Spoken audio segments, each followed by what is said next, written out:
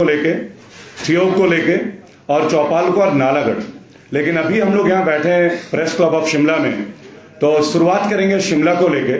और एक मैसेज जाना चाहिए आप लोगों के, हमारे तमाम जो बंधु हैं मीडिया के, आप लोगों के विभिन्न मंचों के माध्यम से अगर ये आवाज पहुंचे तो शायद शिमला के लिए भी कुछ अच्छी बातें निकल के आएंगी। हम लोग इन्वेस्टिगेटिव जर्नलिस्ट भी हैं, साथ में एक्टिविज्म करते हैं, बहुत सारे मुकदमे लिखा के बैठे हैं, लेकिन जिन जिन मुकदमे में हमारे नाम लिए गए उनमें सजा हुई है उन लोगों के जिनके खिलाफ हम गए हैं। बड़े स्कैंडल्स हमने लिए, Punjab and Maharashtra cooperative bank घोटाला, आदर्श क्रेडिट घोटाला, ये कुछ छोटे छोटे उपलब्धियां हम लोगों की। 1,22,000 एसएससी जीडी के जवान जिनको वर्दी नहीं मिल रही थी 2018 से, उनके लिए हमने पूरे 1 साल मेहनत की और 56,000 लोगों को वर्दी दिलाई। बाकी के लिए हम लोग कोर्ट में हैं। लेकिन आज शिमला अर्बन के एक सर्वे आप लोगों को साझा करने जा रहा हूं, और एक जनादेश जो हमें महसूस हो रहा है, यहाँ के रेसिडेंट्स, यहाँ के शॉपकीपर्स, यहाँ के आशा हेल्थ वर्कर्स, यहाँ के कॉलेज के स्टूडेंट्स, यहाँ के टैक्सी यूनियन के लोग, उनका रुझान किसकी ओर है शिमला अर्बन को लेके, वो एक शेयरिंग करने जा रहे हैं। विशेष तौर पे कांग्रेस पार्टी के लिए एक स्ट्रांग मैसेज भी जानी चाहिए, जो हम लोगों के एक अनुमानित सर्वे। मुख्यतः देखा जाए तो 2 पार्टीज के यहाँ पे एक कॉम्पिटिटिव लेयर है, that is BJP and Congress.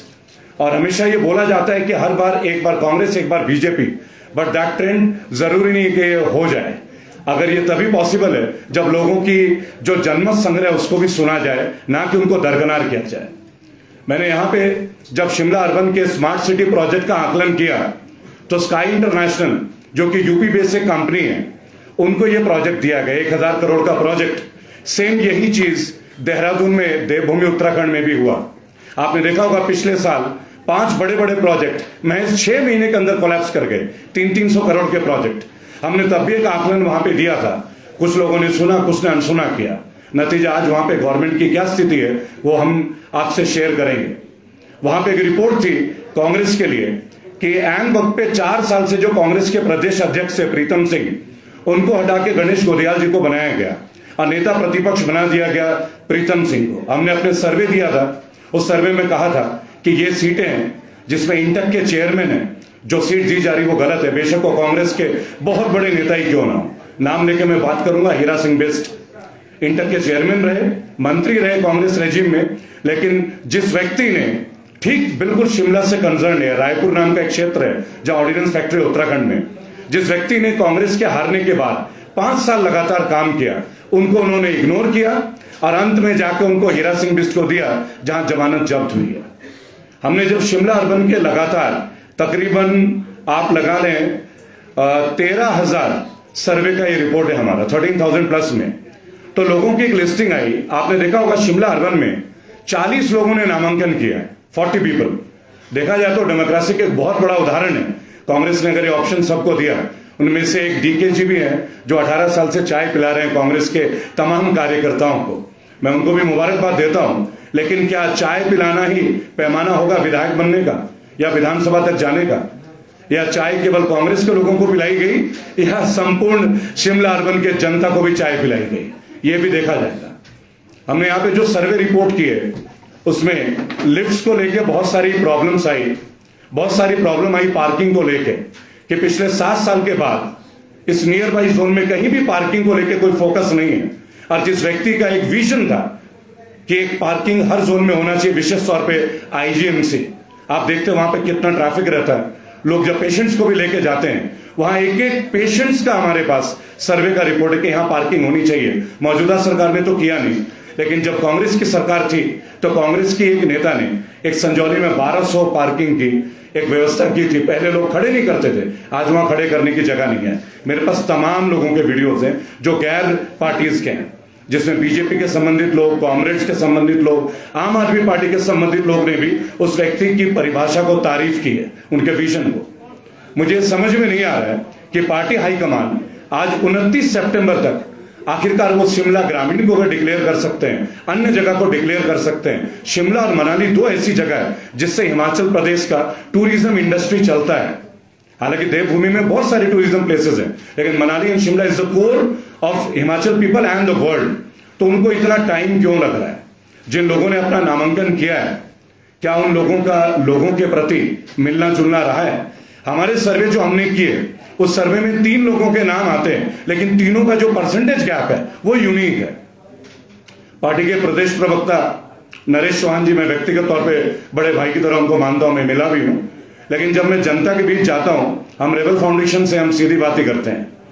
इसमें किसी को नाराजगी हो, खुशी हो, ये हमारा उद्देश्य नहीं है। हमारा उद्देश्य कि जनता किसे चाहती है वो आवाज पार्टी का आलाकमान तक जरूर जाए, क्योंकि हाल ही में कल का आपने एक ताजा उदाहरण देखा है, हर्ष महाजन जी का पार्टी को छोड़ के जाना, और ये सिलसिला रुकेगा नहीं।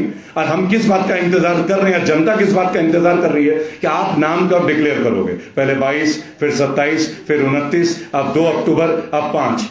जिन लोगों को यहां काम करना चाहिए वो सब दिल्ली जाके बैठे हैं। ये अपने आप में बहुत बड़ा प्रश्न है और सूचक है हमारे यहाँ के लोकतंत्र प्रक्रिया के ऊपर और देवभूमि के लोगों के एस्पिरेशंस के ऊपर भी। जब लोगों की सर्वे रिपोर्ट आती है तो 82:18 का रेशियो हमारे पास आता है। ये मैं आपके विभिन्न मंचों के माध्यम से बताना चाहूंगा, मेरा किसी व्यक्ति से कोई निजी संबंध नहीं है, देवभूमि में किसी लीडर से, ना ही मैं किसी कोर टीम से जुड़ा हूं, ना राहुल गांधी से, ना सोनिया गांधी से, ना केजरीवाल से। रेबल फाउंडेशन को देखा जाता है कि face and voice of the opposition. मैं कई मंचों में केजरीवाल जी के, संजय जी के साथ भी रहा हूं और ममता जी के साथ भी रहा हूं। कई मंचों में हम लोग बिलीव करते थे कि कंट्री में एक स्ट्रांग अपोजिशन होना चाहिए ताकि बैड पॉलिसीज के ऊपर भी क्वेश्चन हो, चाहे स्टूडेंट्स के ऊपर हो। आप एक छोटा सा उदाहरण देखिए, 1000 करोड़ का प्रोजेक्ट, लेकिन क्या देवभूमि में इंजीनियर्स नहीं है? क्या देवभूमि के कंपनीज के पास एलीट रेजिम नहीं है जो उनको ये कॉन्ट्रैक्ट नहीं दिया जाता है? आखिर उत्तर प्रदेश में ऐसा क्या टैलेंट है जो देवभूमि उत्तराखंड में नहीं है या देवभूमि हिमाचल में नहीं है? वहां के भी सारे प्रोजेक्ट नॉर्थ इंडिया के अदर कंपनीज को दिए जाते हैं, यहां भी। ये हमारे लिए बहुत बड़ा प्रश्न था कि local culture, local habit and local knowledge को हम इतना इग्नोर क्यों करते हैं। अब इसी तरह से कॉन्ट्रैक्चुअल बेसिस पे सारी सर्विसेज आ रही हैं। अगर उसको आप लोग जायज मानते हैं तो ये भी पार्टी आलाकमान तक जानी चाहिए। हमारे रिपोर्ट में शिमला अर्बन से 3 लोगों के नाम आते हैं। अगर हम नीचे के तरीके से चलें, मैं आपको बताना चाहूंगा, छात्रा जी का भी नाम आया, लेकिन उनका जो परसेंटेज है जो हमारी अपनी सर्वे में आ रही है वो 3% के लेवल पे है, 3%। अगर उनके ऊपर हम जाए, Naresh Chauhan in between 2.5, nothing more than that. लेकिन पब्लिक की जो एस्पिरेशंस है, और मैं सीधा ये जो समिति होती है, ये जो चैनल होते हैं इन पार्टीज के जो इनका सर्वे करते हैं, एक बहुत बड़ा सवाल आज आप लोगों के सामने रखूंगा। इन्हीं समिति ने, इन्हीं के लोगों ने, इन्हीं की कमेटी ने पिछले बार भी अपनी चयन प्रक्रिया को रखा था, लेकिन पिछले बार जमानत जब्त हुई थी। अगर ये चयन प्रक्रिया सही है, अगर ये सर्वे के रिपोर्ट्स भी सही है, तो आखिरकार इतना ड्रास्टिक और इतना ब्लास्टिक रिजल्ट्स क्यों आते हैं? और मैं आपको चैलेंज देके बोलता हूं, जिन नामों को मैं आपके सामने इजहार कर रहा हूं, उन नामों को रिजल्ट, लोगों से कनेक्टिविटी है। ये रेबल फाउंडेशन की आवाज नहीं है, ये उन लोगों की आवाज है जो लोग अपनी भावना हमारे साथ शेयर कर रहे हैं पिछले 90 दिन से लगातार कॉन्जिक्यूटिव। उसका एक उदाहरण, अभी कृष्णानगर की बात करूंगा आपको। आपने देखा होगा अभी वाल्मीकि समाज की सभा की एक रिसेंट इलेक्शंस हुए, वहां बीजेपी के एक्स काउंसिलर भी इस इलेक्शन को कंपाइल कर रहे थे, लेकिन वहां पे विक्की सिंह जीत के आए, प्रेसिडेंट भी जीत के आए, सेक्रेटरी भी जीत के आए, एंड यूनानिमसली अगर आप देखेंगे वो कांग्रेस की टीम है। आप उसको देखेंगे, कोई और बोले ना बोले, हम इस चीज को ओपन बोलेंगे आपके सामने। और ये टीम किस व्यक्ति के, कांग्रेस के किस नेता से जुड़ी हुई है वो भी आप लोगों को पता है। नहीं पता है तो भी आपको शेयर करूंगा। The name is Harish Naratha. पिछले बार इंडिपेंडेंट लड़े, 12,000 वोट लेके आए। तो जिन लोगों ने ये सर्वे किया था कि उनको टिकट देना उचित नहीं था या किसी और को देना उचित था, ये उनके पार्टी का आंतरिक मसला बेशक हो सकता है, पर उस चयन प्रक्रिया के ऊपर एक प्रश्न तो उठता है कि आप सर्वे किस बेसिस पे करते हैं। आप थियो की बात कीजिए, मैंने तीनों सीट के लिए कॉन्टिन्यूस मैं पर्सनल को ट्रैवल कर रहा हूं। हमारी टीम थियो में गई, वहां पे हम सबसे मिले, ग्राउंड लेवल ऑफ पीपल से मिले। पिछले बार में आपने वहां देखा होगा, वहां कॉमरेड के विधायक है, मैं उनको भी बधाई देता हूं। सड़कों का बुरा हाल है, यह हाल तो खैर हर जगह ही है। मैं एक स्पेसिफिक इशू को लेकर एड्रेस नहीं करूंगा। मैं फिर इनकी चयन समिति और प्रक्रिया और इनका जो सर्वे रिपोर्ट का जो काउंसिल है, उनके ऊपर एक प्रश्न मैं चाहता हूं कांग्रेस के आला कमान इस बात को सुने, क्योंकि उत्तराखंड में हरीश रावत जी की जो सरकार गिरी, उसके लिए हम लोगों ने एक बहुत स्ट्रांग सर्वे रिपोर्ट ऊपर भेजा था, एंड वी वर राइट। हमारी 92% से ज्यादा चीजें क्लिक की। जब हम थियो गए वहां पे कि पिछले बार दीपक राठौर भी इलेक्शन लड़े, आप जानते हो वहां से इंदू जी भी एक प्रबल दावेदार हैं, कुलदीप राठौर भी हैं, सभी को मैं बधाई देता हूं। लेकिन अगर ग्राउंड लेवल पे आप जाके बात करेंगे कि लोगों से जनसंपर्क पिछले 5 साल में कौन करता रहा है, इसके ऊपर कब चर्चा होगी? क्या चयन प्रक्रिया के ये लोग, कांग्रेस के जो आला कमान के लोग हैं, ये जो सर्वे रिपोर्ट करने आते हैं, क्या एक्चुअली इनकी जो कोर टीम है वो ग्राउंड लेवल पे आते भी हैं? अगर वो आते हैं और उनका रिपोर्ट सही है तो राज्य दर इनकी सरकारें गिर क्यों रही है? इसका मतलब ये इंडिपेंडेंट बॉडीज को या तो वो फंक्शन नहीं करने देती हैं, या जो पॉजिटिव या जेन्युइन सर्वे है उस सर्वे को एक्सेप्ट नहीं करते, या आला कमान के इर्द गिर्द कोई ऐसा कमिटी जरूर है जो जेन्युइन रिपोर्ट को पहुंचने नहीं देती है। वहां पे हमने रिपोर्ट देखी तो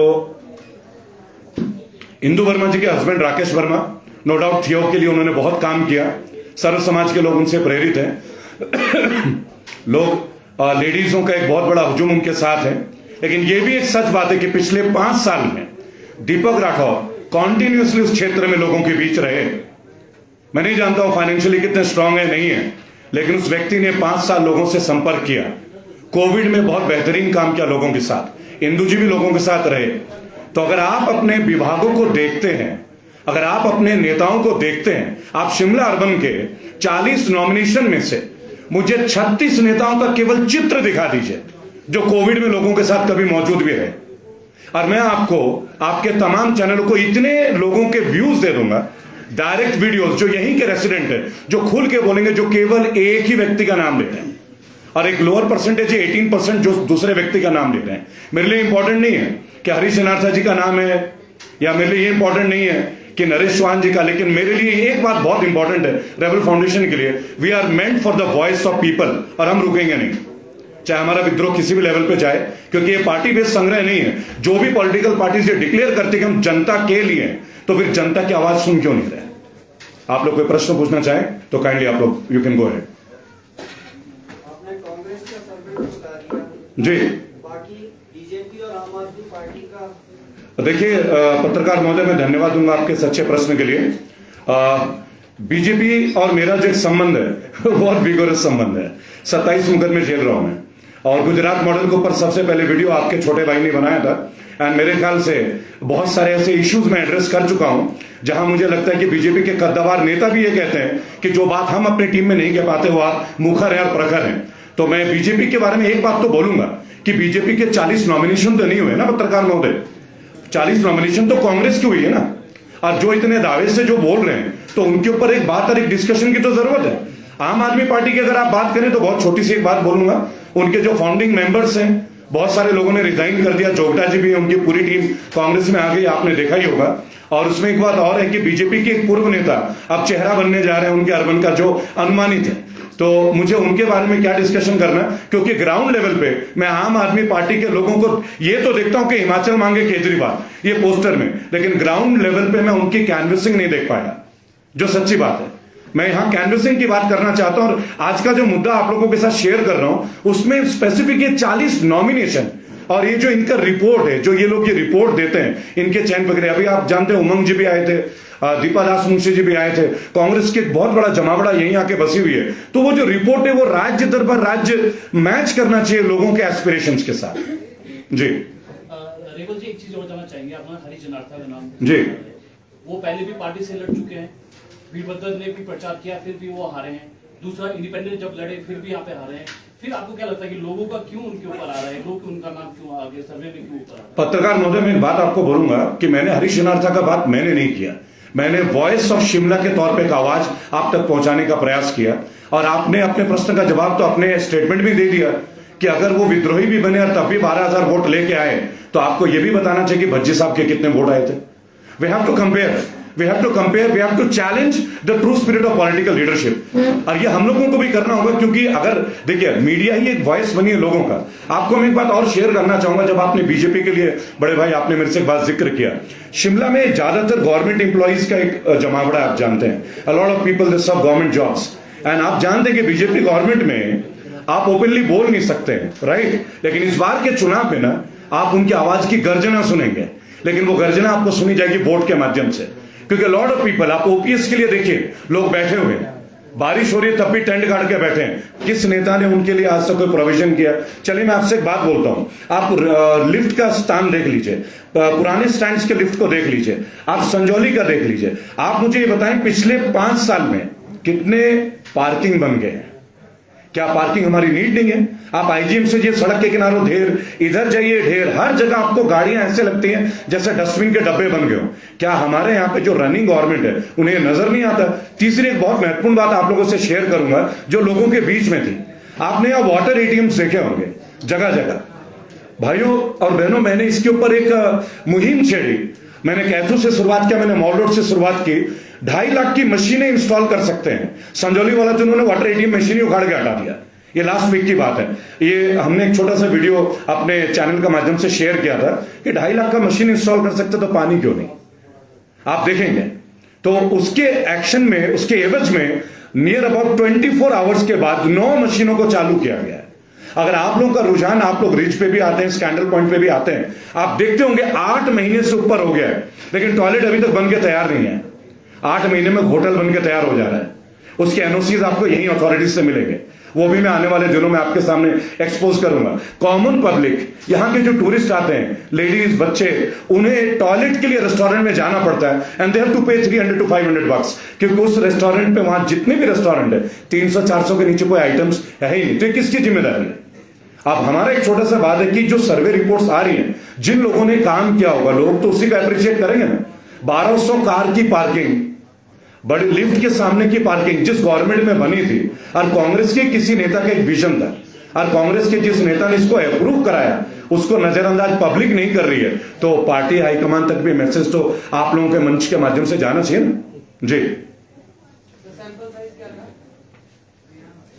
सर्वे का सैंपल साइज देखिए 13,000 वॉज द मिनिमम सर्वे, 13,000, और उसमें 82% का सर्वे जो है वो इनके लिए आता है, और हम उसको पब्लिक करते हैं। देखिए रेबल फाउंडेशन जब भी कोई काम करते हैं ना, हम लोग पब्लिक करते हैं। We don't go for recorded videos and all, we go for the live sessions. और लाइव सेशन में मैं आपको आने वाले चंद दिनों में कुछ और एक्सपोजर करूंगा, जहां बीजेपी के कद्दावार जो नेता हैं, कद्दावार फॉलोअर्स हैं, वो ओपनली खुल के आ गए, चाहे वो नालों का मसला हो। अब मैं पर्सनली आपको एक बात कनेक्ट करके बोलता हूं, मैं कैथू में रह रहा हूं इस वक्त, राइट? 48 घंटे में पानी आती है, वो भी 30-25 मिनट के लिए, and we have to beg for water. अब दूसरा एक और आपको बताता हूं, हमने लॉरेटो कॉन्वेंट स्कूल आपने देखा होगा।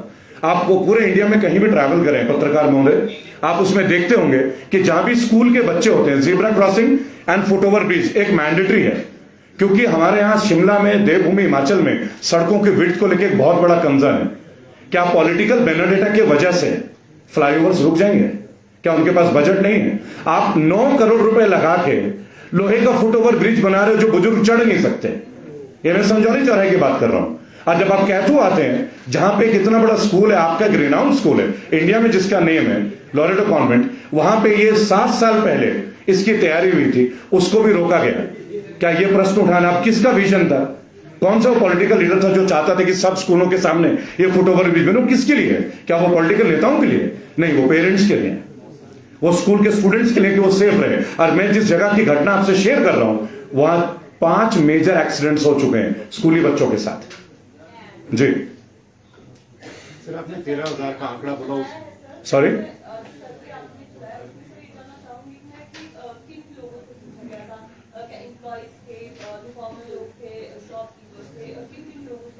पत्रकार महोदया, हमारी जो सर्वे हुई है वो गवर्नमेंट एम्प्लॉइज से भी है, टैक्सी ऑपरेटर से भी है, सिंपल ड्वेलर्स के पास भी है, शॉपकीपर्स से भी है, बिजनेस शॉप से भी है। हमारी सर्वे बेसिकली ग्राउंड लेवल से है, छोटे छोटे खोखे के दुकानों से भी है।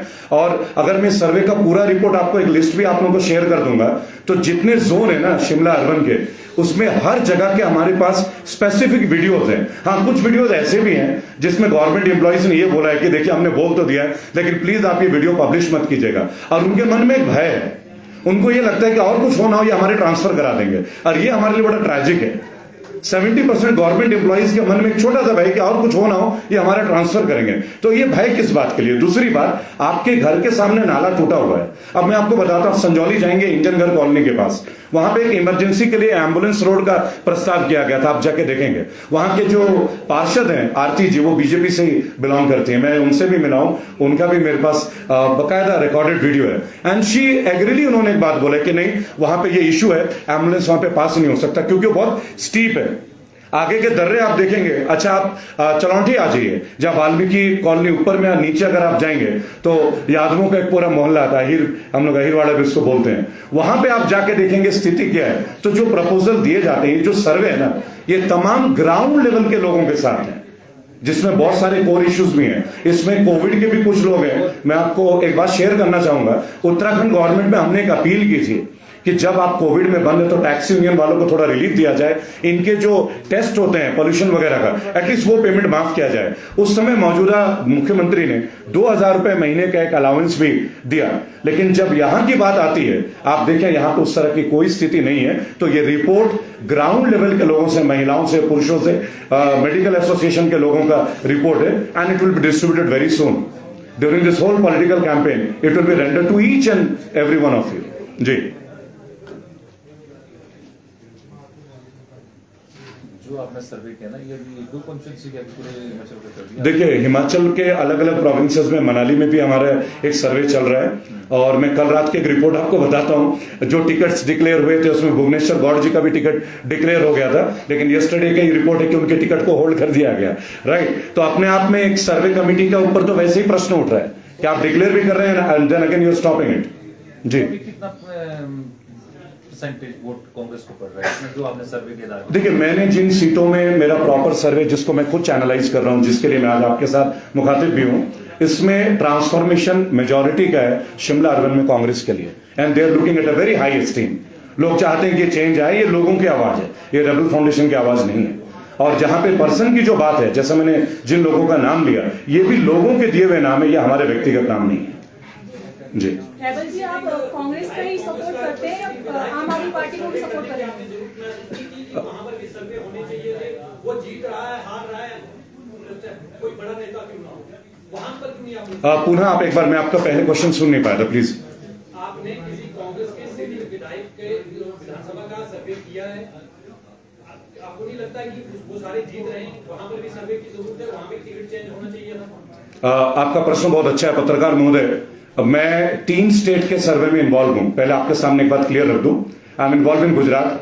मेरे पिछले 90 दिन गुजरात में बीते इससे पहले, और मेरी कुछ रिस्पॉन्सिबिलिटीज। एक व्यक्ति अगर प्रॉपर सर्वे करे ना, तो वो लिमिटेड एरिया में काम कर सकता है, उसका फोकस भी लिमिटेड हो सकता है। अगर मैं कहूं कि मेरे पास लोग हैं और मैं चैनलाइज कर दूं, प्रत्येक जगह का कर दूं, then it will be absolute disaster in failure. और देखिए, हिमाचल में 2 नाम बहुत इंपॉर्टेंट है, आप भी जानते हैं। वैसे तो हर स्थान अपने आप में महत्व रखता है, लेकिन जब राजनीति की बात होती है, जब राजधानी की बात होती है पत्रकार महोदय, तो शिमला अपने आप में एक माइलस्टोन है सर। वर्ल्ड के ज्यादातर टूरिस्ट शिमला आते हैं। यहाँ के यूनिवर्सिटी, यहाँ के कॉलेजेस, आपका विधानसभा अपने आप में एक मायने रखता है। और देश की, आपकी प्रदेश की जो राजनीति भी है ना, वो भी कहीं ना कहीं शिमला के इर्द गिर्द घूमती है। आप देखिए, जितने भी आपके पॉलिटिकल एसेट्स हैं किसी भी पार्टी के, वो सबसे पहले शिमला ही आते हैं, या मंडी या मनाली जाते हैं। तो मुझे लगा कि जितना टाइम मेरे पास है, और जिस टाइम के लिए, देखिए लास्ट टाइम आपने एक जो सारा सर्वे हो रहा है, जैसा भी पत्रकार महोदय ने एक बात और पूछा कि आप कांग्रेस को समर्थित हैं, आपके लिए भी एक जवाब है। मैडम, मैं वेस्ट बंगाल में जो मेरे रिपोर्ट थे वो टीएमसी के लिए थे, और वहां पे अधीर रंजन चौधरी जो है ना, वो प्रदेश अध्यक्ष थे, और वो बहुत मुखातिब और बहुत वायलेंट स्पीकर भी, आपकी जानकारी के लिए। मेरे साथ उनके बहुत इनकाउंटर्स भी हुए। तो अगर मुझे कांग्रेस के लिए बोलना होता तो मैं बंगाल में उनको कैसे भगा देता। आप प्लीज समझिएगा, एक रेजिम है। रेबल फाउंडेशन को लोग वॉइस ऑफ ऑपोजिशन के तौर पे देखते हैं।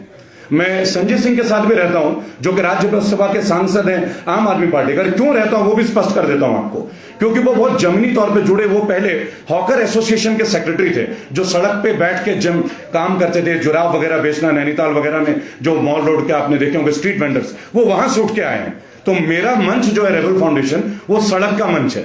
मैं स्टूडियो में बैठ के वीडियोस नहीं बनाता, मेरे सर्वे स्टूडियो के नहीं होते, मेरे सर्वेज लोगों से कनेक्टेड होते हैं। हाँ, ये आपकी बात बिल्कुल सही है कि मैं बहुत सारे रूलिंग जगह में जहां रनिंग विधायक हैं, अब जैसे शिमला ग्रामीण की बात करें, देखिए रूलिंग विधायक कांग्रेस की है। एक छोटी सी बात है, in the last 5 years Aditya ji बहुत सारे लोगों से कनेक्टेड रहे, हर मौत में, हर शादी में, हर विवाह में लोगों से जुड़ते रहे। देखिए, बहुत सारी उंगलियां तो उनके ऊपर भी उठी। जब प्रतिभा जी ने कभी कुछ बोला तो उन्होंने उस चीज को कवर अप भी किया। ये तो आप लोग यहाँ जानते ही हैं। तो जिस चीज में जगह प्रखर है, उसको लेके अगर मैं कंधन रखूं तो कुछ नई बात नहीं है। जिस जगह को लेके पूरी, देखिए आज सीट शिमला की डेट बार बार पोस्टपोन की जा रही है, जबकि राजनीति शिमला से शुरू होती है। तो चयन प्रक्रिया के ऊपर एक प्रश्न तो उठेगा, अरे जो दिल्ली के इतने बड़े बड़े नेता आके यहाँ बैठते हैं और फिर इनको बुला के दिल्ली लेके जाते हैं, मुद्दा तो शिमला का है ना। मुद्दा दिल्ली का तो है नहीं। तो शिमला की बात के लिए ये सर्वे हमारी थी। आगे आने वाले टाइम में प्रयास करेंगे, अगर ज्यादा वक्त मिले तो एक और इशू में भी जाएंगे सर जी। राजनीति भले ही यहाँ से और योग ग्रामीण का 3 जगह का और बात की जी भी आपने सर्वे किया है सर, थियोग की मैंने आप लोगों से अभी साझा किया। मैंने आपसे एक बात बोला कि पिछले बार थियोग में दीपक राठौर जी उम्मीदवार थे कांग्रेस के, बहुत अल्प समय में उनको शायद टिकट मिला होगा, लेकिन हारने के बाद वो लोगों से कनेक्टेड रहे। जो रिपोर्ट लोगों के आते हैं, दीपक राठौर जी के लिए एक अच्छा वॉइस है, इंदु वर्मा के लिए भी एक बहुत तगड़ी वॉइस है। रीजन है राकेश वर्मा अपने आप में माइलस्टोन है सर। वहां के ग्रामीण क्षेत्र के लोगों में जब ऊपर पहाड़ों तक मैं गया हूं तो जो रास्ते निकले हैं, छोटे छोटे दरंग भी निकले, तो सबका एक बात कहना था कि वर्मा जी की देन है। देखिए जो काम करते हैं ना लोग, उनके ऊपर यकीन करते हैं। पॉलिटिक्स हो, चाहे सोशल वर्क हो, चाहे एक्टिविज्म हो, your work is the face and index of your work. Very simple. तो हमें जो लोगों की रिपोर्ट है वो हम आपके साथ साझा कर रहे हैं, जो विरोध है वो भी साझा करेंगे आने वाले दिनों में, आपके बीच ही रहेंगे। राजनीति भले ही शिमला से चलती है, लेकिन बात जी। की जाए सरकार कांगड़ा और मंडी से बनती है, तो आपका फोकस पॉइंट शिमला ही क्यों? कांगड़ा और मंडी की मैं अभी लाइव हुआ था। Thank you for the good question. मैं मंडी के लिए एक लाइव हुआ था, मेरी वीडियो कल डिलीट कर दी गई। मैं आपको बताऊं उसमें कुछ ऑप्शंस थे।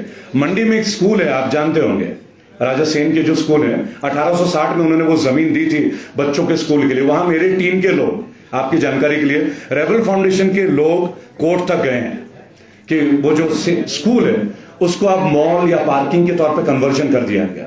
मंडी में अनिल शर्मा जी, पंडित शुभराम जी के सुपुत्र, और पूर्व में वो कांग्रेस के कद्दावर नेता भी रहे। इसके ऊपर भी मैं लोगों के सामने प्रखर हो चुका हूं कि कांग्रेस के आला कमान को उनके परिवार को लेकर इतना हाईलाइट करने की जरूरत क्या है कि आश्रय जी आते हैं नॉमिनेशन के टाइम पे यहाँ पे सर्किट हाउस में रुकते हैं और उसके बाद एक स्टेटमेंट आता है कि मैं और मेरे बेटे। देखिए महत्वपूर्ण लोगों को महत्वपूर्ण इतना देने की आवश्यकता नहीं है। जो कार्य क्षेत्र में कार्यशैली के साथ काम करते हैं उनको महत्व देना। मेरा ये पूरा survey report is basically based for people who genuinely deserve the ticket, for the people who genuinely working for the people. अब बाकी तो पार्टी का अपना डिसीजन। मैं तो कांग्रेस पार्टी का मेंबर तो होने के मैंने सदस्यता ले ली है। मैंने उनके नेताओं की भी खूब बजा रखी है, आपकी जानकारी के लिए जी। नालागढ़ की बात करें, नालागढ़ में क्या सिचुएशन है? नालागढ़ में मेरा रिपोर्ट अगले 48 घंटे में क्लियर होगा सर।